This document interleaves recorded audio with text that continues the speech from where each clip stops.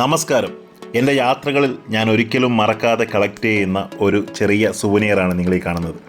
Short glass എന്നാണ് ഇതിന് പറയുന്നത്. പലർക്കും അറിയാം, എങ്കിലും ഒന്ന് പരിചയപ്പെടുത്തുകയാണ്. കപ്പലിലെ ജോലിയുടെ ഭാഗമായി അമേരിക്കയിൽ നിന്ന് യൂറോപ്പിലേക്ക് യാത്ര ചെയ്യാൻ ഭാഗമുണ്ടായി. ഞാനിപ്പോൾ നിൽക്കുന്ന സ്ഥലത്തിൻ്റെ പേര് അസോറസ് എന്നാണ്. അസോറസ് ഒരു പോർച്ചുഗീസ് ഐലൻഡാണ്, അല്ലെങ്കിൽ പോർച്ചുഗീസിൻ്റെ കൺട്രോളുള്ള ഒരു സ്ഥലമാണ്. അവിടുത്തെ ബാങ്കിൽ പോയിട്ടാണ് ഞാൻ ആദ്യമായിട്ട് യൂറോ നാണയങ്ങളും കോയിൻസും ഒക്കെ വാങ്ങുന്നത്. കാരണം യൂറോപ്പിലേക്കുള്ള യാത്രയാണല്ലോ. അപ്പോൾ അവിടുത്തെ ആദ്യത്തെ യൂറോപ്യൻ പോർട്ടായിരുന്നു അത്. അപ്പോൾ ആ ബാങ്കിൽ നിന്ന് എനിക്ക് കിട്ടിയൊരു ബുക്ക്ലെറ്റാണ്. അവിടെ കുറേ വെച്ചിട്ടുണ്ടായിരുന്നു. അവിടെ നിന്ന് കിട്ടിയൊരു ബുക്ക്ലെറ്റാണ്. ഈ യാത്ര നടക്കുന്നത് 2013 അപ്പോൾ ഈ യൂറോപ്യൻ യൂണിയനിലുള്ള ഒരുവിധപ്പെട്ട രാജ്യങ്ങളൊക്കെ തന്നെ യൂറോയിലേക്ക് മാറി.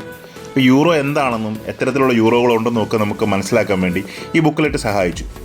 ഈ ബുക്ക്ലെറ്റിൽ നിന്നാണ് ഞാൻ മനസ്സിലാക്കുന്നത് യൂറോപ്യൻ യൂണിയനിലുള്ള രാജ്യങ്ങൾക്ക് അവരുടെ ഓരോ രാജ്യത്തിനും വേണ്ടി സെപ്പറേറ്റ് നാണയങ്ങളുണ്ടെന്നുള്ള കാര്യം. നാണയങ്ങൾ എല്ലാ രാജ്യത്തും ഒരുപോലെ ഉപയോഗിക്കാം, ഒരേ വാല്യൂ ആണ്. പക്ഷേ അതത് രാജ്യങ്ങളുടെ ഡിസൈനോട് കൂടിയ സെപ്പറേറ്റ് നാണയങ്ങൾ പ്രിൻ്റ് ചെയ്യുന്നു എന്ന കാര്യം അങ്ങനെയാണ് എനിക്ക് മനസ്സിലായത്. ഈ കാണുന്നതാണ് അതിൻ്റെ ഒരു ഡീറ്റെയിൽ. 2013 യൂറോപ്യൻ യൂണിയൻ രാജ്യങ്ങളുടെ നാണയങ്ങളുടെയാണ് ഇതിൻ്റെ അകത്ത് കാണുന്നത്.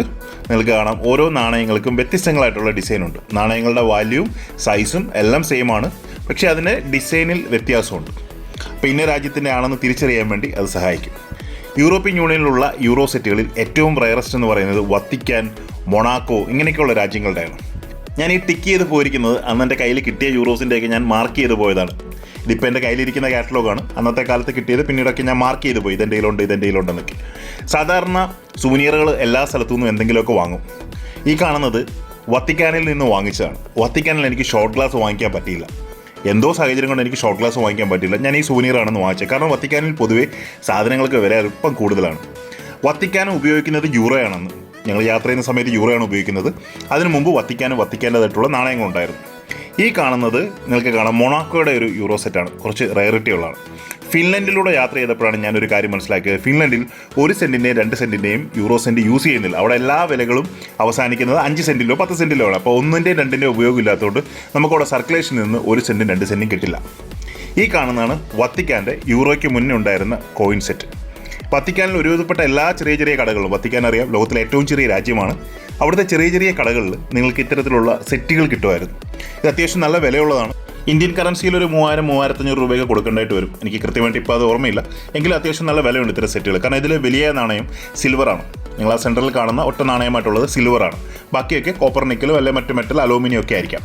അപ്പോൾ ഇത്തരത്തിലുള്ള സെറ്റുകൾ അന്നൊന്നും വാങ്ങിച്ചില്ല. കാരണം ആ സമയത്ത് യൂറോ ഇൻട്രൊഡ്യൂസ് ആയിരുന്നു. എങ്കിലും ഇത്തരം സെറ്റുകൾ ഇന്നും അവിടെ കിട്ടുന്നുണ്ട്. അവിടെ ഒരുപാട് കോയിൻ ഷോപ്പുകളുണ്ട്. ഇത്തരത്തിലുള്ള സെറ്റുകൾ ഇന്നും കിട്ടുന്നുണ്ട്. അവിടുത്തെ യൂറോ സെറ്റ് പൊതുവെ റയറാണ്. ഈ കാണുന്നത് 2009 വത്തിക്കാൻ്റെ യൂറോ സെറ്റാണ്.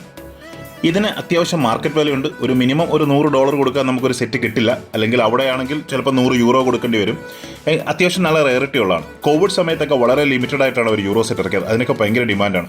ഇത് ചില വർഷങ്ങളുടെ അനുസരിച്ച് ഇതിന് വളരെയധികം വില കൂടുതലാണ്.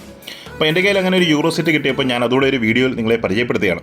വത്തിക്കാൻ നിങ്ങൾ ഇപ്പോൾ വിസിറ്റ് ചെയ്താൽ, അല്ലെങ്കിൽ നിങ്ങളുടെ ആരെങ്കിലുമൊക്കെ സുഹൃത്തുക്കൾ പോകുകയാണെങ്കിൽ അവരോട് പറഞ്ഞാൽ ഈ പറഞ്ഞ 50 സെൻറ്റിൻ്റെ യൂറോ സെൻറ്റിൻ്റെ സിംഗിൾ കോയിൻ കാർഡിൽ കിട്ടും. €5 €10 ഒക്കെ വില വരും. അതായത് ഒരു 600 800 ആ റേഞ്ചിലൊക്കെ 1000 രൂപയൊക്കെ വില വരും. പക്ഷേ അത് നമുക്ക് സിംഗിളായിട്ട് വാങ്ങിക്കാൻ കിട്ടും. ഒരു നാണയം മാത്രമായിട്ട് വാങ്ങിക്കാൻ കിട്ടും. കംപ്ലീറ്റ് സെറ്റായിട്ട് വാങ്ങിക്കണമെങ്കിൽ അത്യാവശ്യം വില വരും. യൂറോ കോയിൻസ് കളക്ട് ചെയ്യുന്ന ഒരുപാട് ആളുകളുണ്ട്. ഞാൻ അത്ര മോഡേൺ കോയിൻസുകൾ ഒരുപാട് കളക്ട് ചെയ്യുന്നില്ല. എങ്കിലും ഇങ്ങനെ ഒരു യൂറോ സെറ്റ് കിട്ടിയപ്പോൾ നിങ്ങളെ പരിചയപ്പെടുത്തിയെന്ന് മാത്രം. Keep watching. Thank you.